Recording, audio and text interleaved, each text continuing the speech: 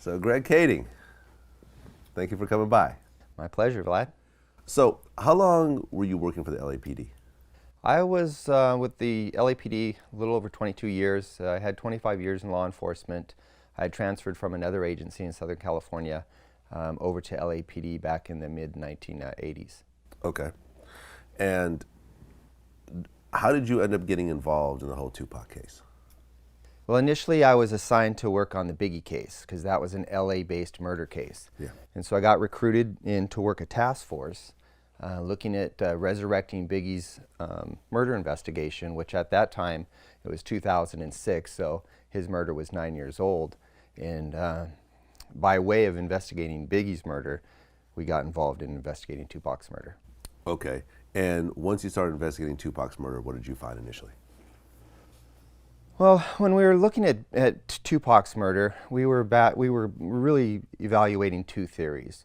The Suge Knight did it theory or the Southside Crips did it theory. Yeah. And as we began to kind of go through a process of elimination, we were able to pretty quickly dismiss the Suge Knight aspect, the Suge Knight theory behind Tupac's murder. Right. And that really had us focusing in on the Southside Crips.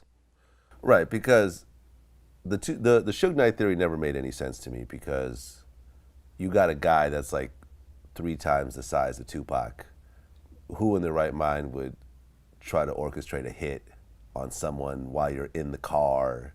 I guess there was bullets all over the car. Like, this was not like a precision sniper or anything of that sort. Yeah. It made no sense completely.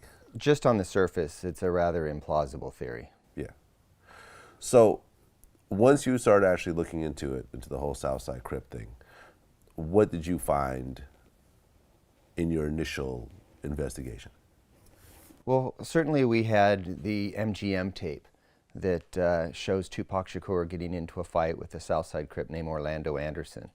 That provided us, at the beginning at least, a motive that these guys might turn around and retaliate. We were able to verify that there were other Southside Crips with Orlando Anderson out in Las Vegas. And then through this process of talking to people and looking at some of the old clues, we saw this very well-established association between the Southside Crips and Bad Boy Records. Okay. So what other Southside Crips were in Las Vegas at the time that the shooting happened? There was a group of them. There was about 10 of them out there. The primary ones that we were interested in were the ones that were in the white Cadillac. As you probably are aware, the witnesses in Tupac's murder all identified that there was this white Cadillac that was the one that drove up alongside Suge and Tupac and started shooting. So we were primarily interested in the occupants of the Cadillac. We were able to identify them as Dwayne Keefe D. Davis, a guy named DeAndre Smith, another guy named Terrence Brown, and lastly Orlando Anderson, which was the one that Tupac had been in a fight with earlier. Okay. And Keefe D. was Orlando's uncle? That is correct. Keefe D. was Orlando's uncle. Okay. So how did you identify these 4 people in the car? Actually, through the confession of Keefe D. himself. He was the one that sat down and provided the information. He identified his nephew as sitting directly behind him. He identified the driver as Terrence Brown, and then the 4th passenger, or the 4th occupant, DeAndre Smith, as sitting in the left rear passenger seat. Okay, so I talked to Robert Ladd and Tim Brennan about some of the stuff that you've talked about. And the one thing that they initially brought up was they had a level of doubt around this whole confession situation, because this was a Las Vegas murder case, but you were LAPD. Correct. There were some jurisdictional issues initially. It was a Las Vegas murder, clearly. But as we began to unravel some of the events leading up to the murder, we found out that there was a solicitation for murder that took place in Los Angeles, which is obviously within our jurisdiction. So if a crime is occurring in LA, that opens the door for us to investigate it wherever it actually happens. Okay. So was there any sort of friction or cooperation with Las Vegas PD? Not really. They were very forthright from the beginning. We were sharing information between the LAPD and Las Vegas PD. They're a little bit, alienated because of their geographical location from the gangs in Compton. And so they relied on intelligence coming from both Compton PD and from Los Angeles PD. Okay. So you met up with Keefe D. Okay. Where was Keefe D at the time? He was in prison? No, Keefe D was living down here in Southern California, out in Riverside County. When we initially met up with him, we just went to his house and met him on his own property, informed him of some of the charges that we'd built up against him during a long drug investigation. And what were the charges? Distribution of PCP, distribution of large amounts of cocaine, and wiretap investigations, which are these electronic crimes. Okay. Oh, what kind of wiretap crimes were you? Using a public utility in order to commit a crime. Okay. So there's a lot of little technical, white-collar type of crimes. I see what you're saying. So you guys just basically showed up at Keefe D's house? That's correct. Okay. Was it you and another officer? It was. It was me and my partner, Darren Dupree. Okay. So you just knocked on his door unannounced? That's correct. We actually, the garage door was open. He came outside and we encountered him initially right in his driveway. What was the sort of initial reaction when two cops suddenly show up at your door like that? I can't speak for him. I mean, Keefe D, comes from a long history of criminal activity and police encounters. So it wasn't his first rodeo. But I'm sure he was quite curious as to why we were there. Okay. So when you initially started talking to him, how did you sort of present the information to him? We sat down in his garage and we explained to him that we had been conducting a long-term covert operation, looking at him and others, members of his family even, in a big drug trafficking ring. And once he realized we knew what we were talking about, we were dropping names and talking about events that we witnessed, then he knew that there were some serious problems. Now, why did you go to his house as opposed to bring him in? We had, that was our kind of strategic approach, was, we knew that we needed him to talk. And so we wanted to be as cordial initially as we could. We wanted to give him the opportunity to evaluate what we're telling him and then make a decision whether or not he wanted to cooperate. So immediately we advised him, get yourself an attorney and meet us down at the U.S. Attorney's office and let's talk this out. Okay. So he went and got an attorney? That day, we met that afternoon in the United States Attorney's office. Okay, so that's pretty quick. Immediately. Okay. So when you met up with him, was he, well, when you initially gave him all that information about all the surveillance he did and everything, was he pretty shooken up, or? You could kind of see the wheels turning in his head.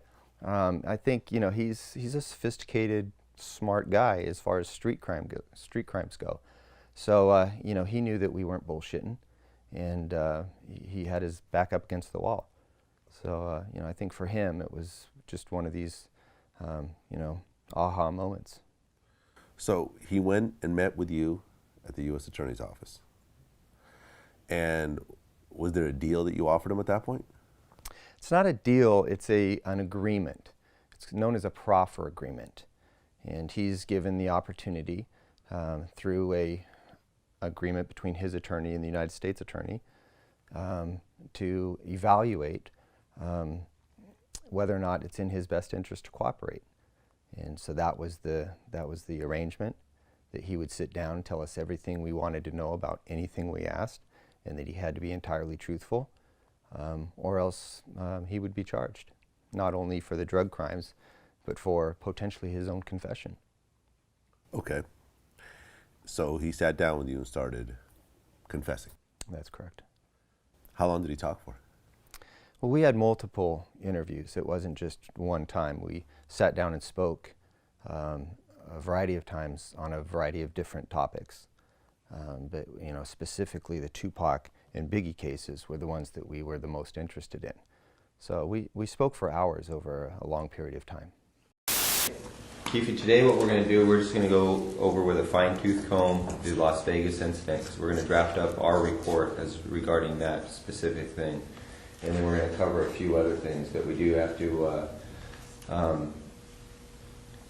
emphasize to you that everything in this report has to be right on, because if down the road it's determined that some of these details are incorrect, then everything's off the table. So everything in this report cannot be like that report. Hey, I want to say this though too. I feel like I said that day, don't bullshit me, and I won't bullshit y'all. You know what I'm saying? Okay, Lane starts blasting. You say Suge looks over, he sees you. He looks right at you. Yeah, he look at me. Okay. Why are you looking right at me? Fucking know each other since we were 7, 8 years old. When he looks over at you, and then, you know, Tupac's busy getting shot. Evidently, the story is Tupac's trying to either get out of In the the line. back seat or something. Yeah, what do you see happening inside of their Jumping car? in. I seen a bullet going Suge's head. I thought he was dead. So Orlando shot across Dre? He leaned over on the window. We rolled down the window, popped. Who was it? They would drove on my side. I would have popped them. You know what I'm saying? But they was on the other side. Right. The group had gone out to Las Vegas without any intent whatsoever to have any problems. They did not go out there with any specific motivation to hunt down Tupac or to have any encounters with Suge Knight.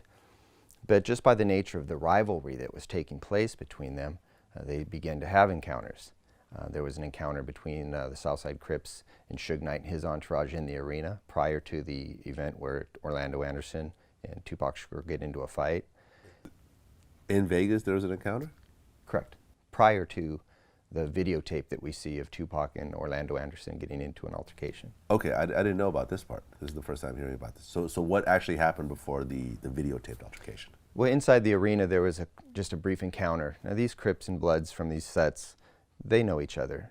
They've encountered each other before during other confrontations. And so they recognize each other. And there's a little bit of a push and shove match. Nothing serious, but a statement is made from Suge Knight that he's untouchable. And the Crip replies, well, you can be touched. And this was set a little bit of a adversarial type of setting or environment right off the bat, as soon as they saw each other. Okay. So then what happened after the fight?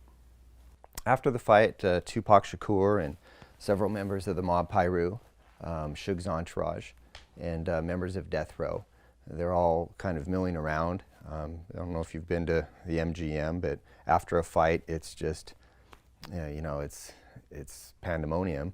There's just people everywhere.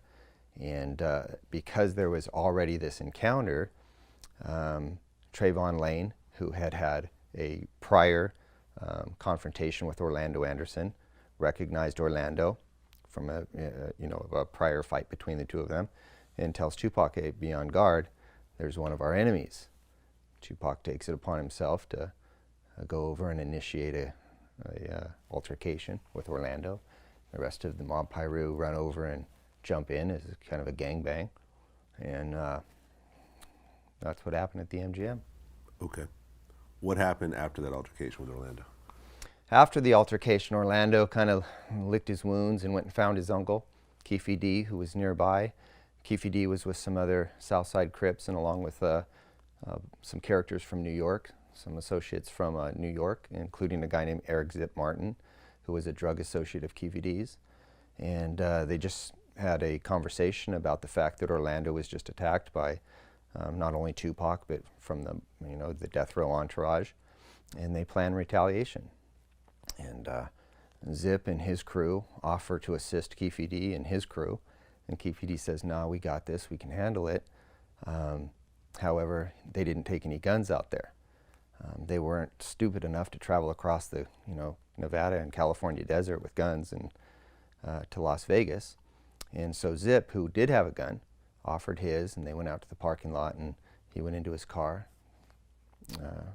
got a hold of the Glock 40 caliber gun, and handed it to Keefe D, and off they went in search of Tupac and Suge. So it was just one gun? Just one gun. Okay. So How did they end up actually running into Suge and Tupac's car? The Southside Crips knew, everybody in Vegas knew that, had any interest, that Tupac Shakur and Mike Tyson and other celebrities were going to be over at Suge Knight's 662 Club. So the Crips went there initially, kind of lied in wait, and once there was an awareness by the mob Pyrus that the Crips were in the vicinity, the Crips thought it best just to kind of pack up their bags and move out. So as they were leaving, they're going down the street, they go to a liquor store, and shortly after departing from that liquor store, they happened to see Tupac and Suge and this entourage of vehicles, or this caravan of vehicles, going down the street in the opposite direction. Okay, so was there any footage, video footage from the liquor store, or was there, was the liquor store owner ever confirmed that they saw them, or no? Keep in mind, we don't gain this information until we get Keefe D's confession in 2009. Oh. So it's way after the fact that we even become aware that they had gone to a liquor store. Okay, so they turn around, they drive the opposite direction, and then what happens? They're looking into the different vehicles. Orlando Anderson gets the gun from Keefe D, who is in the front seat. He hands it to the back seat. Orlando takes it. And as they pull up along the passenger side of Suge's BMW, Orlando leans out the window and begins firing in the direction of both Tupac and Suge. Okay. And then what happens next? What happens next is, this all happens in almost in a matter of just seconds. The white Cadillac begins to peel away, and it makes a right turn at the intersection.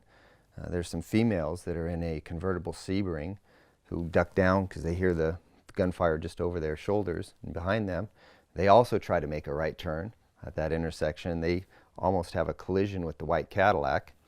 And then another vehicle that was in the entourage with Suge Knight, driven by a guy named Alton McDonald, Buntry, he takes off initially with his passenger neck bone to chase the white Cadillac, and there's some exchange of gunfire between the white Cadillac and the entourage vehicle. Meanwhile, Suge Knight is trying to, react to this whole thing, get out of that immediate kill zone, and he does a U-turn in order to go the other direction. Okay, so how many shots were fired at Suge's car? According to the reports, there's two. There's two claims. It was either 7 or 9. So depending on whether you want to count shell casings or whether you want to count the number of times the vehicle's hit, there's a variable there. So the vehicle was hit 7 times? Correct. So they basically just unloaded the clip, more or less? No, a 9mm Glock carries, more rounds than that. Okay. How many rounds in a 9mm? It depends on whether it was a subcompact or whether full size, but upwards of like 13 rounds. Okay, so half a clip, more or less. Correct. Okay. And the shots are all over the car? Yeah, they are. They go from the back, to the door, right outside of where Tupac's seated, and then also some from the kind of a front direction, like through a windshield. Okay. Tupac was hit how many times? Tupac was hit 4 times, I believe. And Suge was hit? Suge took a wound to the back of his head, and supposedly there's a metal fragment still inside of the base of his skull. It's undetermined whether or not that's a bullet fragment or whether it's a fragment of metal that came from, the shrapnel of metal in the car. Okay. So the white Cadillac takes off. Suge makes a U-turn and tries to get the car out of the area. So someone from the death row entourage started to chase the white Cadillac and shoot at it? Very briefly. Very briefly. How many shots were fired, do you know? Well, we know that the vehicle that was giving chase, the Toyota Supra that was driven by Alton McDonald, it suffered at least one gunshot wound, to that vehicle. There was a bullet that went into the door of that car. So we know that Orlando shot at least once behind him and hit Buntry's car. How many shots that neck bone may have shot downrange, we just don't know. We don't have that information. So Orlando's car shot back and hit the car from Suge's entourage. That's correct. Did anyone get hurt or actually get hit, or was it just the car? Just the car. Just the car. And then another parked vehicle was also struck. Okay, so it was multiple shots there, basically. So it was just a full-blown shootout at that point. Right. Okay. How far did Suge get before his car stopped? Approximately 1 mile. From the initial crime scene to the secondary crime scene, it's about a mile. Okay, and what happened after the mile? His car came to rest. Obviously, there's a law enforcement response to all of this. They get there. They begin to, immediately evaluate the situation. Suge's car is damaged, almost to the point where it's disabled, and the cops begin to try to figure out what had just taken place. They are trying to, get the things under control. They don't know if Suge Knight and the rest of the guys in this group are the suspects, are they victims, are they armed, are they not? So, initially there was some apprehension on behalf of Las Vegas PD, not knowing exactly what they were dealing with. Ultimately, they summoned an ambulance who came and took Suge and Tupac to the hospital. Okay. Now, what happened when Las Vegas PD started to question the people in the vicinity? It was a typical gang type of investigation where you just don't get a lot of cooperation. There was, the initial crime scene, remember, is now a mile down the road off of Koval and Flamingo, and most of the witnesses have gone away. People aren't just sitting around waiting to see if the police are going to come, because it's not like they were directly involved. So police began to question people, and you just didn't get a lot of cooperation. Yafu Fula and members of the Outlaws, who were in the vehicle behind Suge, along with Tupac's bodyguard Frank Alexander, they give brief descriptions. White car, multiple occupants, white Cadillac, and a guy with a gun, hanging out the window. But that's about the extent of it. No license plate, no positive IDs, and so that was the type of information Las Vegas was dealing with. Now, what did Suge say? Suge didn't initially cooperate. It took quite an effort to get him to come into the station. He was at the hospital that night. He did not cooperate at the hospital when the cops went over there to interview him.